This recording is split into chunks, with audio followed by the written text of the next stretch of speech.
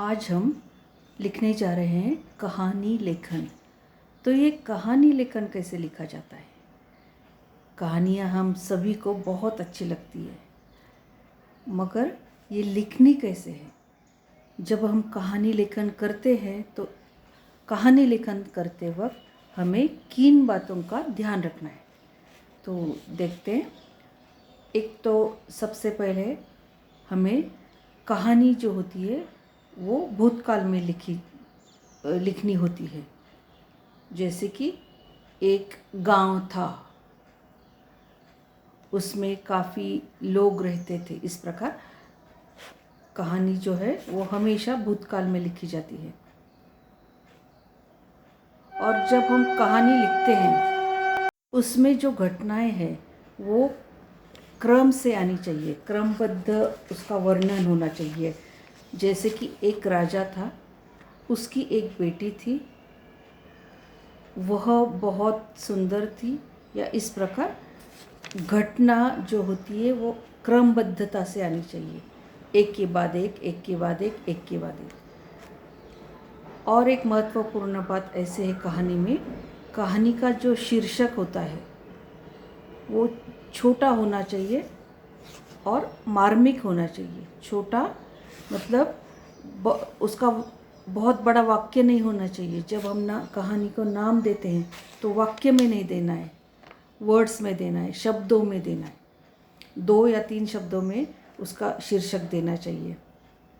और फिर जब हम कहानी लिखते हैं तो कहानी लिखते वक्त हमारी भाषा एकदम सरल होनी चाहिए, स्पष्ट होनी चाहिए और लोगों को समझ में आनी चाहिए, मतलब सुबोध होनी चाहिए कहानी की जो भाषा होती है वो। और अंत में अगर हम कहानी लिखते वक्त व्यक्ति या जगह, इन चीज़ों का प्रयोग करते हैं, इसका मतलब हम जब कहानी लिखते हैं तो नाम लिखना बहुत ज़रूरी होते हैं, व्यक्तियों के नाम, गांव के नाम। अगर हम नाम लिखेंगे तो उसका बहुत अच्छे से प्रभाव पड़ता है। तो चलिए हम देखते हैं, कहानी शुरू करते हैं। हाँ, और एक बात और, कहानी जब हम बताते हैं किसी को तो उससे कुछ सीख भी मिलनी चाहिए। तो सीख लिखना भी बहुत ज़रूरी है। उससे हमें क्या सीख मिली है, कुछ ना कुछ सीख तो मिलनी चाहिए।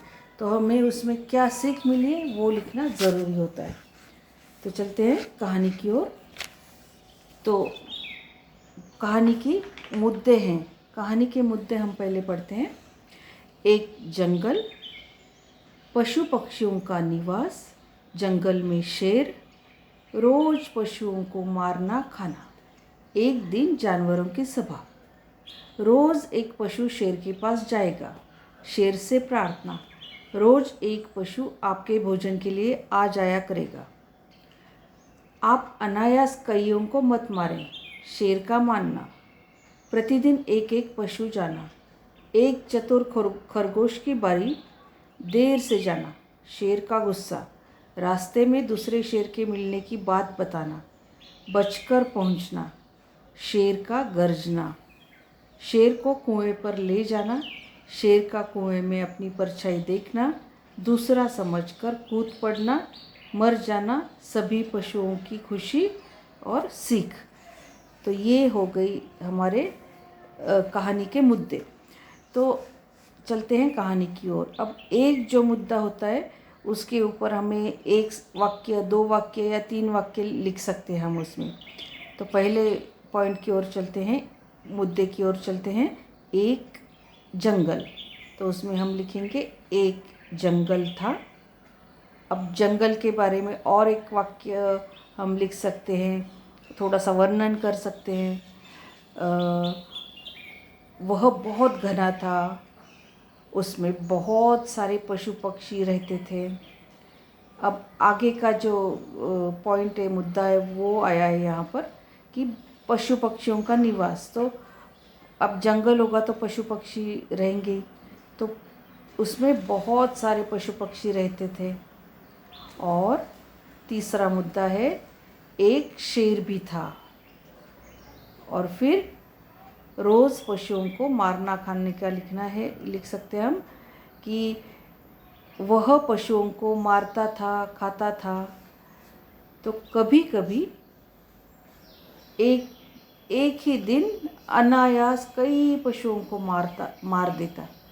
अब हम जब स्टोरी लिखते हैं, कहानी लिखते हैं, तब हम उसमें इंटरेस्ट आना चाहिए, उत्सुकता लगनी चाहिए। जो कहानी सुनने वाले हैं उनको उत्सुकता होनी चाहिए, आगे क्या होता है, आगे क्या होता है।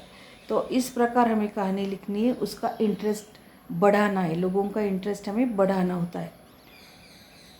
तो ऐसे लिख सकते हैं हम कि कभी कभी एक ही दिन अनायास कई पशुओं को मार देता। जंगल में पशुओं की कमी होने लग गई। अब रोज़ वो जंगल में खाता था पशुओं को, तो उससे जंगल में पशुओं की कमी होने लगी। पशुओं को उससे बचने का कोई चारा नज़र नहीं आ रहा था। एक दिन पशुओं ने सभा की। सब ने मिलकर निश्चय किया कि प्रतिदिन एक पशु शेर के पास जाएगा। इस तरह एक दिन एक ही पशु जान गंवाएगा। तो इस प्रकार हम एक मुद्दे पर स्टोरी बढ़ाते जाते हैं। फिर कुछ पशुओं ने जाकर शेर से निवेदन किया, रोज एक पशु आपके भोजन के लिए आ जाया करेगा। मतलब आपको खाने के लिए रोज़ एक जो पशु होता है जंगल में, वो आपके पास आ जाया करेगा। आप दूसरों को, इतने सारे पशुओं को ना मारे। आपको रोज़ एक पशु की ज़रूरत है ना, एक जानवर की ज़रूरत है ना, तो आपके पास वो आ जाएगा। और शेर ने भी उनकी बात मान ली। अब प्रतिदिन एक पशु शेर के भोजन के लिए जाने लगा। और एक दिन खरगोश की बारी आई। और खरगोश बहुत चतुर था। वह जानबूझकर शेर के पास देर करके गया। भूख के कारण शेर गुस्से से पागल हो रहा था। इंटरेस्ट हमें बढ़ाना है यहाँ पर कि जैसे भूख लगती है तो किस प्रकार हमें गुस्सा आता है जब हमें भूख लगती है। तो जब खरगोश शेर के पास पहुँचा तो वह उसके ऊपर गरजा। और चतुर खरगोश ने क्या किया? चतुर खरगोश ने बड़ी विनम्रता से निवेदन किया कि रास्ते में एक दूसरा शेर मिल गया था। वह मुझे खाने पर उतारू था, पर मैं उससे लौटकर आने का वादा किया है। तब किसी तरह जान बचाकर आया हूँ।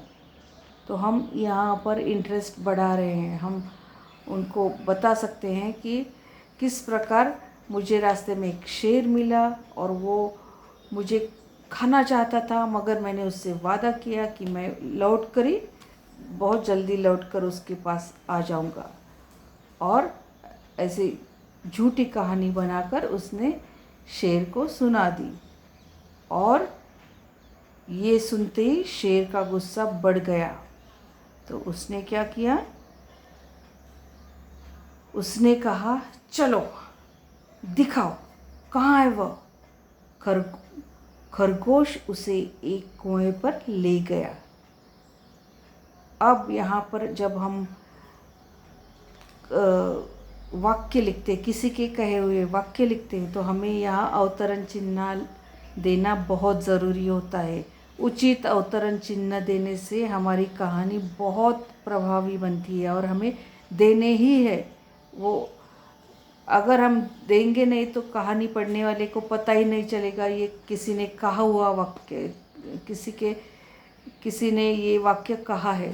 तो अवतरण चिन्ह देने से ये पता चलता है, सही विराम चिन्ह देने से हमें पता चलता है कहानी और प्रभावी बनती है। तो जैसे ही शेर ने कहा कि चलो दिखाओ कहाँ है वह, तो ये इसे कुएं के पास खरगोश उसे कुएं पर ले गया और फिर उसने कहा कि यह शेर इसी कुएं में रहता है। तो शेर ने कुएं पर चढ़कर देखा तो उसे पानी में अपनी परछाई दिखी। तो उसे पता नहीं था वो परछाई है, तो उसे क्या लगा वो दूसरा शेर है। और जैसे ही उसने वो शेर को पानी में देखा तब वह इतना और उसे गुस्सा आ गया और गुस्से से वह कुएं में कूद पड़ा। अब कुएं में कूद पड़ने के बाद कौन बचाएगा उसे? कोई नहीं बचाएगा, क्योंकि उससे काफ़ी हानि हो रही थी, सभी पशु मर रहे थे, तो उसे कौन बचाएगा। फिर इसी तरह खरगोश ने सभी पशुओं की जान बचाई और फिर उसे किसी ने बचाने की कोशिश नहीं की। उनका मकसद ही था कि खरगोश इस शेर को मार डालना। तो इसलिए जब खरगोश ने ये चतुराई की और सभी पशुओं की जान बचाई तो सभी पशुओं के खुशी का ठिकाना न रहा। हम यहाँ पर मुहावरे भी इस्तेमाल करेंगे तो और भी प्रभावी होती है हमारी स्टोरी, बहुत अच्छी बनती है हमारी स्टोरी। कहावतें डाल सकते हैं हम, मुहावरे डाल सकते हैं हम। तो हम यहाँ पर एक मुहावरा डाल सकते हैं कि पशुओं की खुशी का कोई ठिकाना न रहा। पशुओं की खुशी का ठिकाना न रहा, तो खुशी का ठिकाना न रहने का मतलब बहुत खुश होना। तो इस प्रकार की मुहावरे हम इसमें डाल सकते हैं, कविता में स्टोरी में हम लिख सकते हैं और उससे हमारी स्टोरी बहुत अच्छी बनती है। और फिर सभी पशुओं की खुशी का ठिकाना न रहा और वे सभी पशु खुशी खुशी रहने लगे। तो हम इससे क्या सीख सकते हैं? हम क्या सीख लिख सकते हैं इसमें? हम लिख सकते हैं कि अक्ल ताकत से बड़ी होती है। हमारी जो अक्ल होती है ना, वो ताकत से भी बड़ी होती है, बुद्धिमानी जो होती है। तो इसलिए बुद्धिमानी से काम लेना चाहिए। तो अक्ल जो होती है ताकत से बड़ी होती है और इसलिए बुद्धिमानी से हमें काम लेना है। तो ये सीख हम दे सकते हैं। तो इस प्रकार ये कहानी लेखन जो होता है वो बहुत ही सीधा होता है, सरल होता है। हम अपने सरल शब्दों में ये कहानी लेखन करेंगे और कोशिश करेंगे कि एक मुद्दे के ऊपर हम एक से ज़्यादा वाक्य लिखें, तो उससे हमारी इस कहानी बढ़ती भी है और उसमें उत्सुकता भी बढ़ती है। उत्सुकता लाने के लिए हमें और अलग अलग तरीके अपनाने पड़ते हैं, अलग अलग वाक्य डालने पड़ते हैं। तो इसलिए इसी प्रकार हम कहानी लेखन कर सकते हैं और इस अच्छे से अच्छी कहानी हम लिख सकते हैं। तो आज हमने एक सिंपल कहानी लेखन देखा है। तो ऐसे ही हमें और प्रैक्टिस करनी है दूसरी कहानी की।